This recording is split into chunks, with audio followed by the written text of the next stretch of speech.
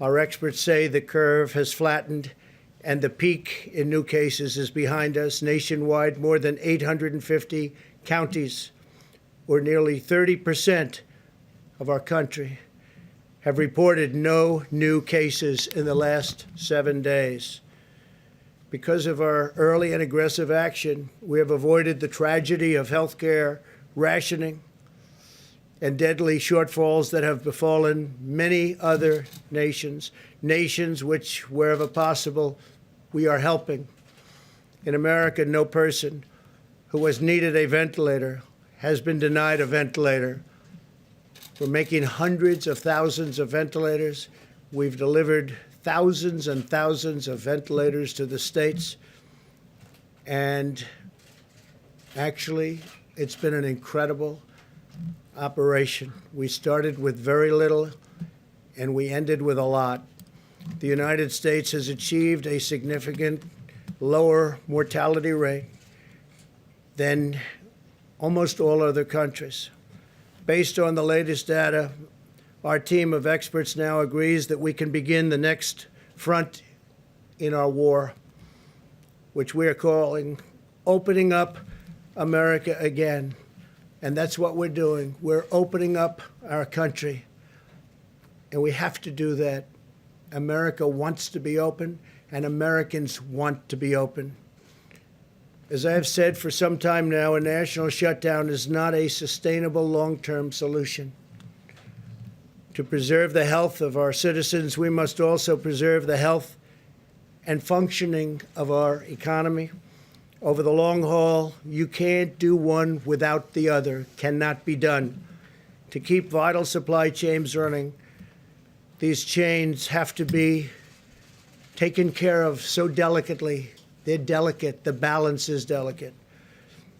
We want to deliver food and medical supply. We must have a working economy, and we want to get it back very, very quickly. And that's what's going to happen. I believe it will boom. A prolonged lockdown combined with a forced economic depression would inflict an immense and wide-ranging toll on public health. This includes a sharp rise in drug abuse, alcohol abuse, suicide, heart disease, and many other dimensions of physical and mental well-being. Moreover, many patients have put needed medical care on hold, creating entirely new hazards for public health. Our country has suffered. The world has suffered. 184 other countries have suffered. Therefore, my administration is issuing new federal guidelines that will allow governors to take a phased and deliberate approach to reopening their individual states. As we reopen, we know that there will be continued hardships and challenges ahead. Our goal will be to quickly identify and address any outbreaks and put them out rapidly. If the virus returns in the fall, as some scientists think it may, possibly, these guidelines will ensure that our country is up and running so that we can likewise put it out quickly.